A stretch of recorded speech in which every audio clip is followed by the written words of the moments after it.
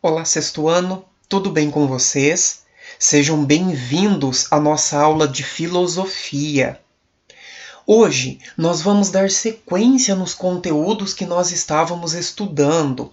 Com certeza vocês se lembram que anteriormente, lá nas nossas aulas, nós já estávamos falando um pouquinho sobre a questão do olhar, né? O olhar ao redor, falamos também um pouquinho sobre a investigação, o fato de que nós sempre investigamos as coisas que estão à nossa volta. Falamos também um pouquinho sobre o admirar, né, o quanto nós admiramos as coisas que estão à nossa volta, o quanto nós devemos valorizar muitas coisas que talvez diariamente acabam passando batido, né? A gente acaba não dando uma atenção necessária para elas. Certo?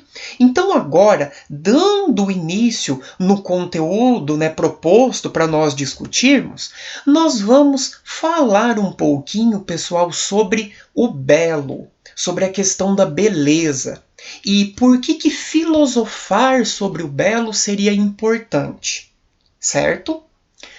Nós falamos bastante, que a admiração do ser humano sobre a natureza resultou em uma ampla produção de conhecimento, ou seja, toda essa admiração que o ser humano sempre teve acerca da natureza, sobre a origem das coisas, sobre o porquê as coisas se transformam, se modificam, tudo isso fez com que o ser humano começasse a produzir conhecimento. Certo? E por isso a natureza ela sempre despertou e até os dias de hoje também acaba despertando a curiosidade dos seres humanos. Quando nós temos algumas dúvidas, quando nós queremos nos aprofundar sobre algum assunto, quando nós queremos saber o porquê de determinadas situações.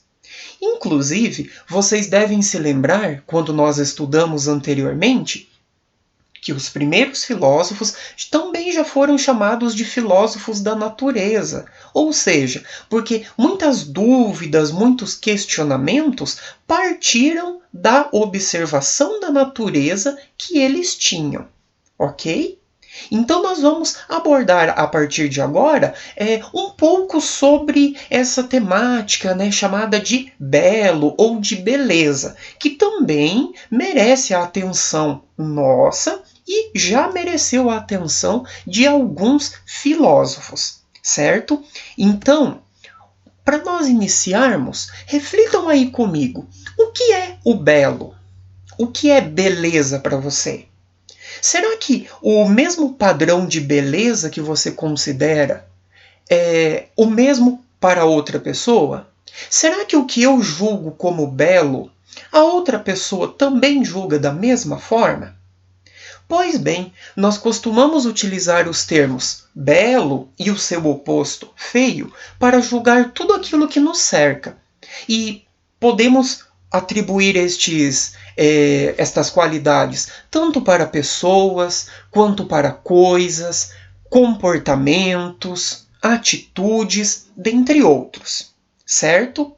Então, é interessante nós pensarmos, pessoal, que o conceito de beleza ele pode sofrer variações de acordo com as pessoas, tendo em vista que nós somos pessoas diferentes, nós vivemos em locais diferentes, nós temos culturas diferentes. Então, os conceitos que nós carregamos com nós muitas vezes serão diferentes dos que as outras pessoas trazem com elas, certo?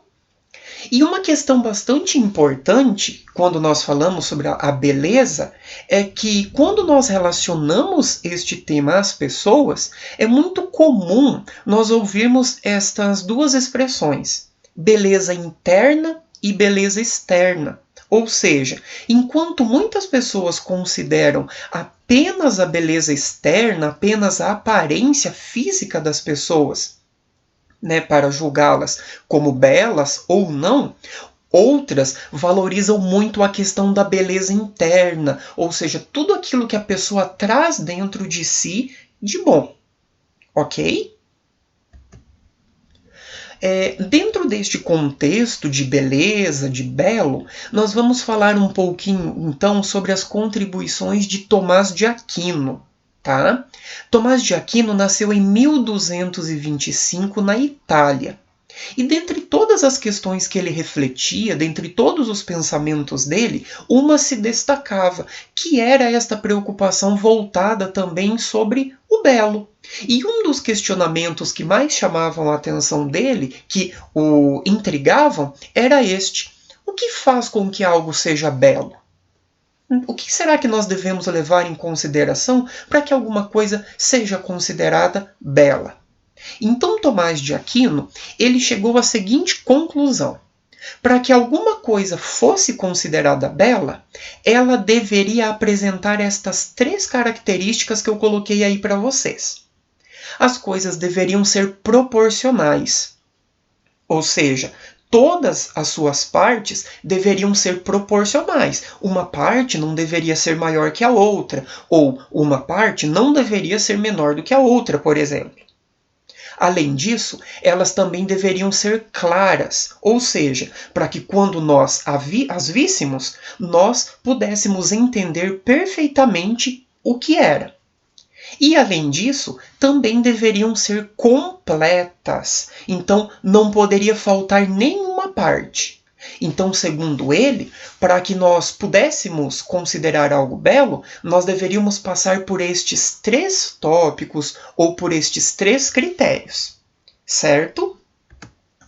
A partir disso, eu coloquei aqui na tela para vocês uma obra de arte que provavelmente vocês conhecem, né? É o Abaporu, da Tarsila do Amaral, apenas para fazer com que vocês reflitam comigo. A partir dessa imagem, vocês acham que, para Tomás de Aquino, ela seria considerada bela? Será que ela é uma imagem clara? Será que ela é uma imagem proporcional? Será que quando alguém olha para essa imagem, a pessoa consegue identificar claramente do que se trata? Enfim, é apenas um questionamento para vocês pensarem, certo? Dando sequência, nós vamos falar um pouquinho agora, pessoal, sobre os critérios, certo? Por quê? Porque, na verdade, quando nós julgamos alguma coisa como belo ou como feio, né? Uma coisa bela, uma coisa feia, esse julgamento que nós emitimos, ele é feito com base em critérios. Vocês sabem o que são critérios? Eu coloquei uma breve definição abaixo que vai ajudar nós pensarmos um pouquinho sobre este tema. Nós podemos dizer que critérios são modos de julgar ou de avaliar alguma coisa, uma forma de escolher, uma forma de separar algo, por exemplo. Certo? Então, quando nós vamos falar sobre alguma coisa, quando nós vamos julgar, emitir uma opinião, nós sempre consideramos algo para que a gente chegue àquela conclusão. Olha um exemplo bem prático para nós agora. Digamos que vocês recebessem todas essas bolinhas que estão aparecendo aí, essas bolinhas coloridas. E aí, eu ia solicitar para vocês que vocês separassem essas bolinhas. Só que eu não falaria de que forma. Vocês seriam os responsáveis por elaborar os critérios de vocês para separarem as bolinhas. Vocês poderiam separá-las, por exemplo, fazendo uma separação por meio das cores mais fortes, por meio das cores mais claras, primeiramente a partir das cores que vocês gostam, ou então deixando de lado as que vocês menos gostam, certo? Então, neste caso, cada um faria uso de um critério diferente no momento de separar estas bolinhas, ok? Ficou um pouquinho mais claro agora? Pois bem, quando nós estudamos ali atrás sobre Tomás de Aquino, nós vimos que para ele as coisas belas deveriam ser proporcionais, claras e completas, certo? Então, a partir disso, nós concluímos que esses eram os critérios adotados por ele, por Tomás de Aquino, ao classificar alguma coisa como belo. E com relação a isso, nós podemos concluir o quê? Que os critérios que ele utilizou são e poderiam ser diferentes dos critérios de outras pessoas, assim como eu comentei com vocês na questão das bolinhas. Provavelmente nós usaríamos critérios diferentes uns dos outros para que nós fizéssemos essa separação, certo?